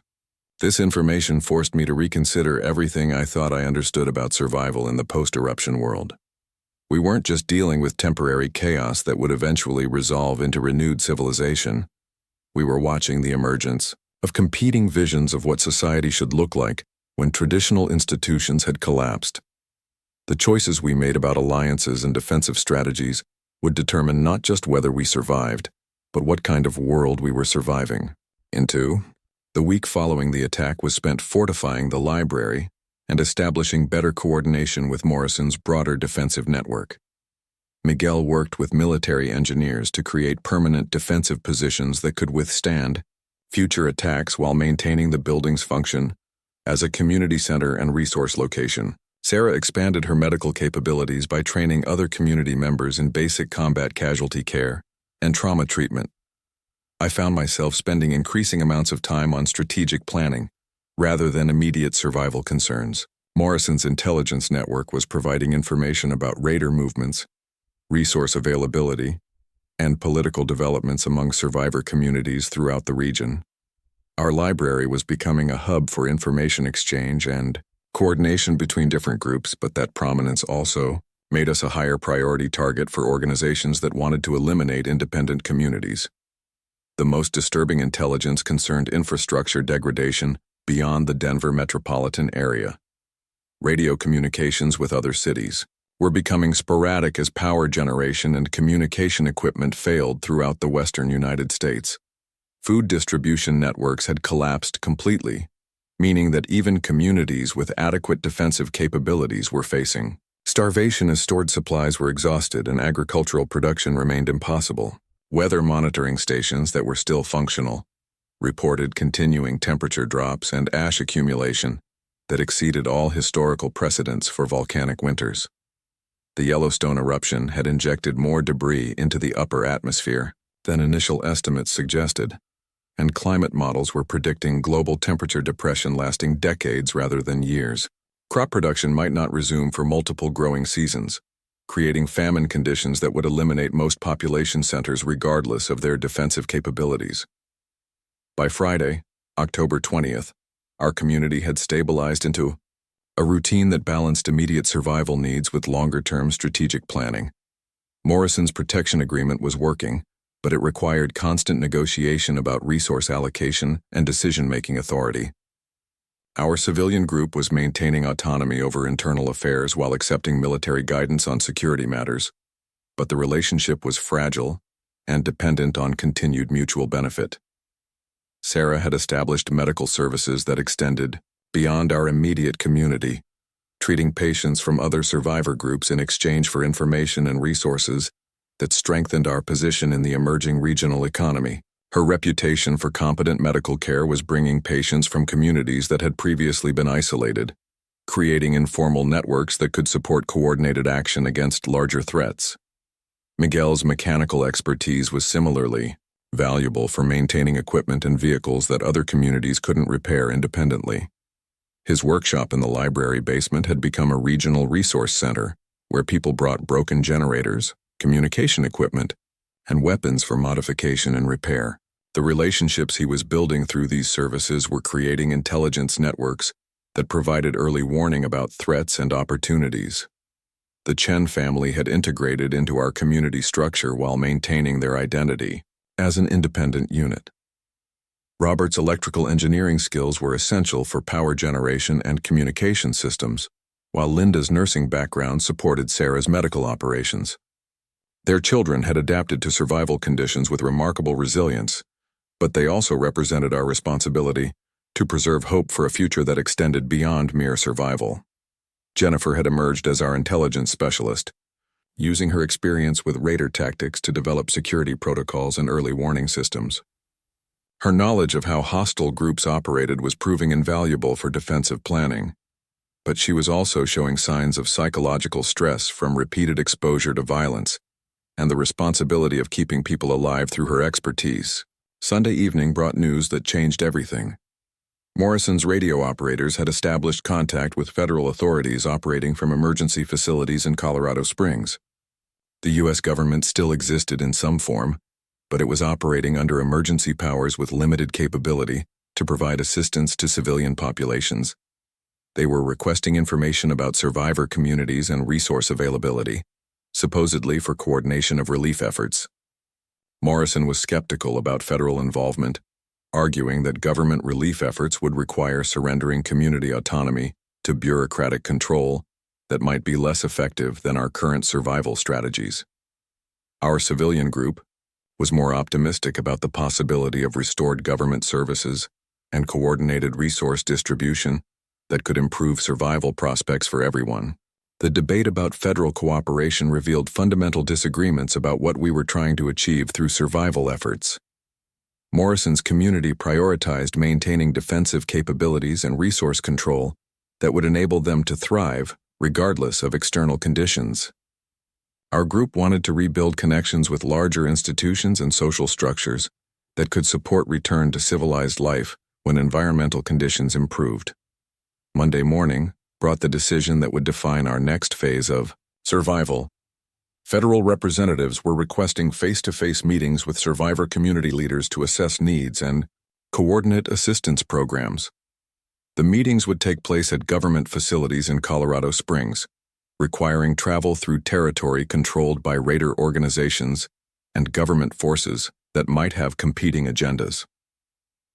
Morrison volunteered to attend the federal meetings as our representative, but I insisted on going myself. As the architect who had helped design our community's survival infrastructure, I understood our resource needs and defensive capabilities better than anyone else. More importantly, I didn't trust military personnel to represent civilian interests in negotiations with federal authorities who might prioritize political considerations over survival needs. The journey to Colorado Springs would be dangerous, requiring travel through areas where raider groups maintained checkpoints and government forces might detain civilians for questioning about community resources and defensive capabilities. But it also represented our first opportunity to connect with larger institutions that might have resources and information unavailable to isolated survivor communities. I spent Monday evening preparing for a trip that might determine whether our community survived the winter or became another casualty of the post-eruption chaos. Sarah was treating a respiratory infection that could become pneumonia if I was exposed to additional stress and cold during travel. Miguel was modifying a vehicle for the journey, adding armor and communication equipment that might prove essential for navigation and survival. That night, lying in my sleeping bag in the library basement, I reflected on how much had changed since the morning 6 weeks earlier, when I'd been sitting in my office reviewing blueprints for climate-resilient housing. The world I'd been trying to protect against extreme weather had been replaced by a world where extreme weather was permanent, and survival required skills that civilized people weren't supposed to need. But we were still alive, still functioning, as a community, still planning for a future that extended beyond the next few days. The people around me had become family in ways that transcended biological relationships, bound together by shared survival experiences and mutual dependence. that created loyalties stronger than any I'd known in the comfortable world that had ended with a volcanic eruption in Wyoming. Tomorrow I would leave this precarious safety to negotiate with people who claimed to represent the government that had failed to prevent or respond to the greatest disaster in human history. The meetings in Colorado Springs might provide access to resources and support that could save thousands of lives, or they might result in policies that destroyed the independence and self-reliance that had enabled our survival through impossible conditions. Either way, I was about to discover whether the community we'd built in the ruins of Denver was strong enough to survive contact with the institutional authority that was trying to rebuild itself from the wreckage of American civilization. I left the Denver Central Library at dawn on Tuesday, October 24th, in a modified pickup truck that Miguel had armored with steel plates salvaged from construction sites. The vehicle looked like something from a war zone, which was accurate, because that's exactly what Colorado had become 7 weeks after the Yellowstone eruption. Captain Morrison had assigned 2 of his soldiers to accompany me, Sergeant Martinez and Corporal Johnson, both combat veterans who understood the security challenges of traveling through territory controlled by competing groups with different agendas. The journey to Colorado Springs would normally take 90 minutes on Interstate 25, but normal traffic conditions no longer existed. The highway was blocked by abandoned vehicles, ash drifts that required 4-wheel drive to navigate, and checkpoints established by various groups claiming authority over sections of the route. We were carrying identification documents from Morrison's community, federal communication equipment borrowed from government contacts, and enough supplies to survive 3 days if the vehicle broke down or we were detained by hostile forces. Sarah had insisted on treating my respiratory infection with antibiotics she'd been saving for emergency situations.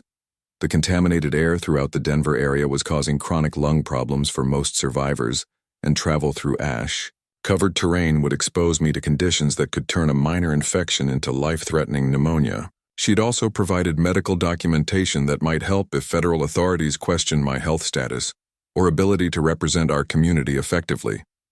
Miguel's vehicle modifications included communication equipment that would allow contact with the library if we encountered problems during travel. But radio communications were becoming unreliable as power generation failed throughout the region, and we might lose contact completely once we moved beyond range of Morrison's radio network.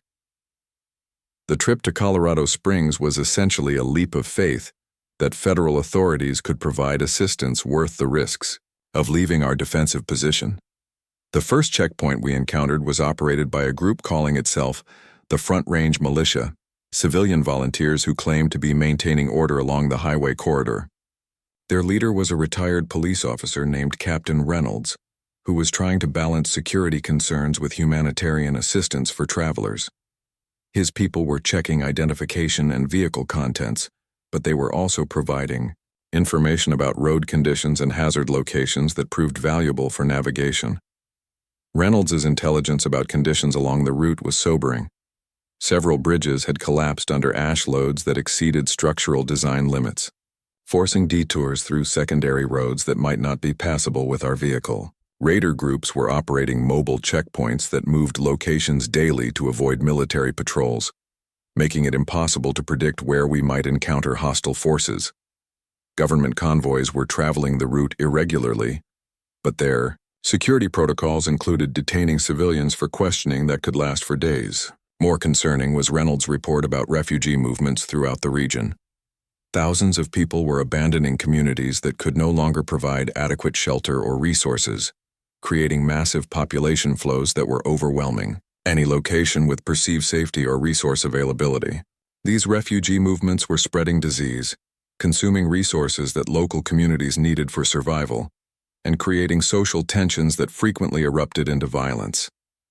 The second checkpoint was operated by federal forces, soldiers, wearing U.S. Army uniforms who were manning a fortified position that controlled access to the southern section of the highway. Their commander, Lieutenant Colonel Williams, was professional, but clearly suspicious about civilian travel during current conditions. His questions focused on our destination, our relationship with federal authorities, and detailed information about survivor communities in the Denver area. Williams's interrogation revealed that federal authorities were conducting comprehensive intelligence gathering about survivor communities, resource availability, and organizational structures throughout the region. They wanted to know about leadership, systems, defensive capabilities, population numbers, and resource production capacity for every community that had managed to establish stable operations. The information was supposedly for coordination of relief efforts, but the questions suggested military assessments of potential threats or assets. More disturbing was Williams's casual mention of communities that had been designated as non-viable and scheduled for forced relocation to government-controlled facilities. The criteria for these determinations weren't explained, but the implication was clear. Federal authorities were making decisions about which communities would be supported and which would be eliminated, based on assessments of strategic value and resource efficiency that didn't necessarily prioritize civilian welfare. The journey between checkpoints provided opportunities to observe conditions throughout the region that weren't visible from our defensive position at the library. Entire towns had been abandoned, as infrastructure failures made habitation impossible, leaving ghost communities where ash-covered buildings stood empty, except for scavenging animals. Agricultural areas that should have been preparing for spring planting were buried under volcanic debris that might take years to clear, assuming clearing was even possible with available equipment. Temperature readings on our vehicle's instruments showed consistent readings below freezing even during midday hours that should have provided some warming from solar radiation. The ash cloud overhead was so thick that daylight was reduced to dim gray illumination that made navigation difficult and contributed to the psychological depression that was affecting survivors throughout the region. Weather patterns were completely disrupted, with precipitation that fell as ice pellets mixed with ash rather than normal rain or snow. We encountered our first refugee group around noon, approximately 30 people walking south along the highway, with whatever they could carry. They were families with children, elderly individuals, and injured people who were clearly not equipped for travel in current conditions. Sergeant Martinez wanted to avoid contact because refugees often carried diseases and could attract attention from hostile groups, but I insisted on stopping to offer medical assistance and information about safer routes. The refugees were fleeing from Fort Collins, where community infrastructure had collapsed completely after repeated attacks by raider groups. Their description of the collapse was terrifying in its similarity to patterns we were seeing throughout the region. Initial cooperation and resource sharing had worked until external pressures made survival impossible. Then social bonds had broken down rapidly as people competed for scarce resources and protection from increasingly dangerous threats. What made their story particularly disturbing was their report about federal relief efforts in the Fort Collins area. Government representatives had arrived promising assistance and resource distribution, but the relief programs had required surrendering community autonomy to federal control. When community leaders had attempted to maintain independent decision-making, federal forces had withdrawn support and declared the area a disaster zone where civilian authorities no longer had jurisdiction. The refugees had no clear destination or survival plan beyond reaching Colorado Springs and hoping that government facilities there would provide shelter and resources. But they also had no information about capacity or availability at those facilities, and several people in their group were showing signs of illness and exhaustion that suggested they wouldn't survive much additional travel. They represented the human cost of infrastructure collapse and organizational failure that was multiplying throughout the region. Corporal Johnson shared his rations with the refugee children, while I used our radio to contact Morrison's network about potential shelter options for the group. But radio communications were sporadic, and it was becoming clear that individual communities couldn't absorb additional population without compromising their own survival prospects. The refugees would have to continue their journey without assistance. We couldn't provide, accepting whatever fate awaited them in Colorado Springs or along the dangerous route to reach that destination. The afternoon section of our journey took us through areas where environmental damage from the eruption was most visible. Forest fires had burned for weeks after the initial ashfall, leaving blackened landscapes that looked like photographs from nuclear test sites. Wildlife populations had been devastated by habitat destruction and food source elimination, creating ecological collapse that would affect environmental recovery for decades, even if volcanic winter conditions eventually improved. Agricultural infrastructure throughout the region had been abandoned or destroyed. Farm equipment sat rusting in fields buried under ash that made cultivation impossible with available technology. Livestock had died from starvation or exposure, leaving decomposing carcasses that contributed to disease risks for any humans who encountered them. The foundation of food production that supported regional population had disappeared, creating dependencies on resource distribution systems that no longer functioned reliably. Human infrastructure was failing at every level we observed. Power lines were down throughout vast areas, eliminating electricity for communities that had managed to maintain other essential services. Communication towers were dark, breaking information networks that enabled coordination between survivor groups. Road maintenance had stopped, allowing weather damage and neglect to make transportation increasingly difficult and dangerous. Our third checkpoint was operated by a group that claimed federal authority, but wore uniforms and equipment that didn't match standard military specifications. Their leader called himself Major Davidson, and his questions about our travel and community information were more aggressive and detailed than previous encounters. He seemed particularly interested in defensive capabilities and resource stockpiles at survivor communities, asking questions that suggested intelligence gathering for purposes other than humanitarian assistance. Davidson's facility included detention areas where other travelers were being held for what he called security processing. The individuals we could see appeared to be civilian refugees rather than security threats, and several showed signs of mistreatment that suggested interrogation methods designed to extract information rather than provide assistance. The entire operation felt more like military intelligence gathering than disaster relief coordination, raising questions about the actual purpose of federal activities in the region. Sergeant Martinez became increasingly tense during our interaction with Davidson's people, and he quietly advised me to limit information sharing and expedite our departure from the checkpoint. His military experience was detecting inconsistencies in Davidson's operation that suggested irregular or unauthorized activities disguised as legitimate government functions. We complied with inspection requirements but avoided providing detailed information about our community's capabilities or resources. The final section of our journey took us through areas where federal authorities had established more obvious control, with regular patrols and maintained infrastructure that contrasted sharply with conditions in areas controlled by local groups or abandoned completely. Roads were cleared of ash and debris, communication equipment was functioning, and vehicle traffic suggested organized resource distribution systems that were supporting larger populations than we'd seen elsewhere. But federal control also meant increased surveillance and restrictions on civilian movement that felt oppressive after weeks of community autonomy in Denver. Checkpoints were more frequent and thorough, with detailed documentation requirements and questioning about travel, purposes that assumed civilian activities required official authorization. The impression was of martial law implementation that prioritized security and control over individual freedom and community self-determination. Colorado Springs itself was a revelation after 7 weeks in post-eruption Denver.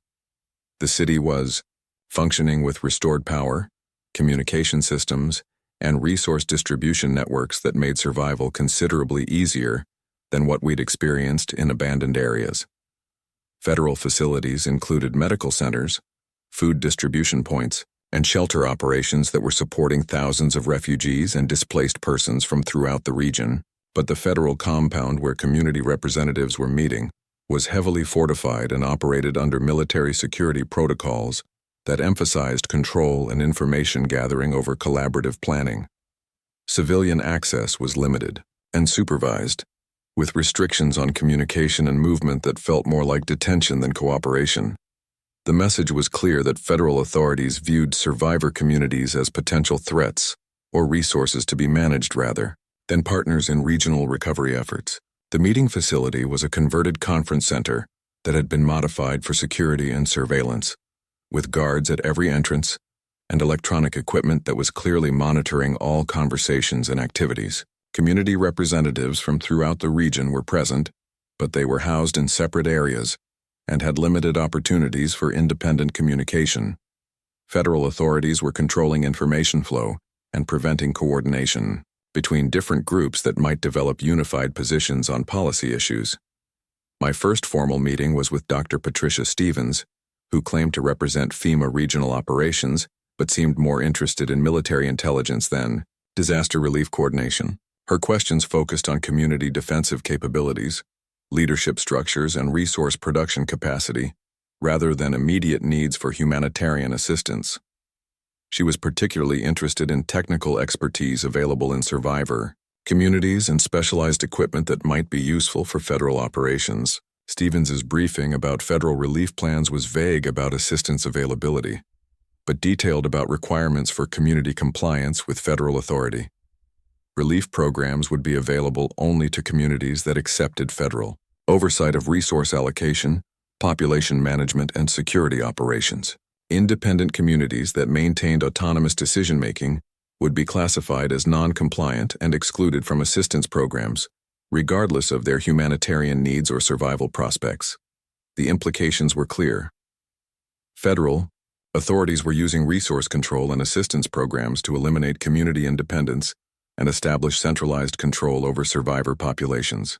Communities that had successfully maintained autonomous operations would be forced to choose between surrendering self-determination and accepting abandonment by the only institution with resources sufficient to support large-scale survival efforts. Wednesday morning brought meetings with other community representatives who had accepted federal requests for coordination conferences. Their experiences revealed patterns of federal policy that were disturbing in their consistency and implications for community survival.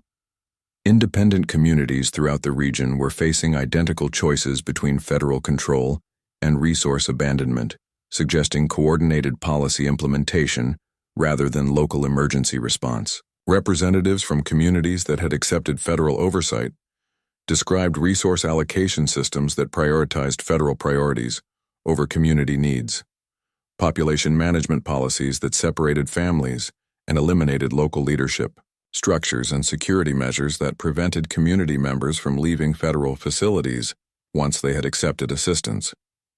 The refugee camps were becoming permanent settlements where federal authorities maintained complete control over all aspects of daily life. More disturbing were reports from communities that had initially refused federal oversight and later attempted to negotiate compromise arrangements.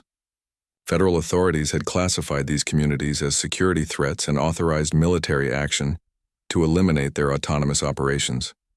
Community leaders had been detained for questioning that resulted in forced relocations, while community members had been dispersed to different federal facilities where they couldn't maintain social bonds or collective identity. My second day of meetings included sessions with federal technical specialists who were assessing infrastructure needs and reconstruction priorities for the region. Their focus was on projects that supported federal control and resource extraction, rather than community autonomy and local sustainability. Road construction prioritized military logistics over civilian transportation needs. Power generation served federal facilities before civilian communities, and communication systems were designed for federal surveillance rather than community coordination. The technical specialists were particularly interested in my architectural expertise for designing facilities that could house large populations under federal supervision. They wanted blueprints for residential compounds that maximize security and control while minimizing resource requirements for basic habitability. The projects they described were essentially concentration camps disguised as emergency housing, designed to eliminate community autonomy and individual freedom in exchange for basic survival resources. Thursday brought my final meeting with senior federal officials who were authorized to make policy decisions about survivor community classifications and assistance eligibility. General Patricia Morrison, no relation to Captain Morrison from our military allies, was a career officer who understood regional security concerns but seemed to view civilian survival needs as secondary to federal control objectives.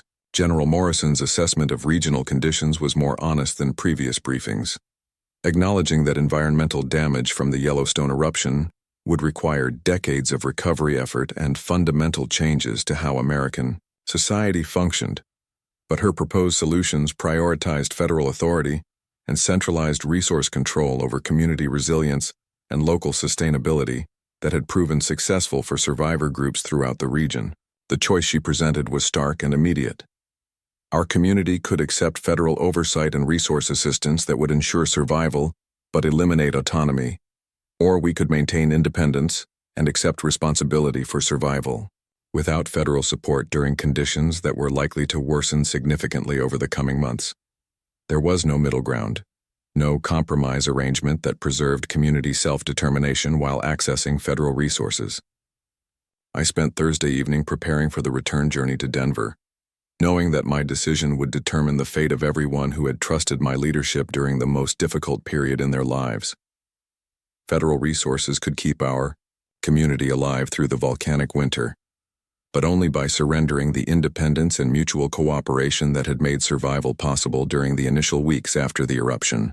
The return journey would be dangerous, taking me through territory where conditions had worsened during my absence and where federal policies were creating additional instability and conflict. But it would also return me to people who had become family through shared survival experiences, and to a community that represented hope for rebuilding civilization based on cooperation rather than control. Friday morning, I began the most important journey of my life, carrying information that would determine whether the community we'd built in the ruins of Denver would survive as an independent group or be absorbed into federal control systems that might preserve individual lives while destroying everything that made those lives worth living.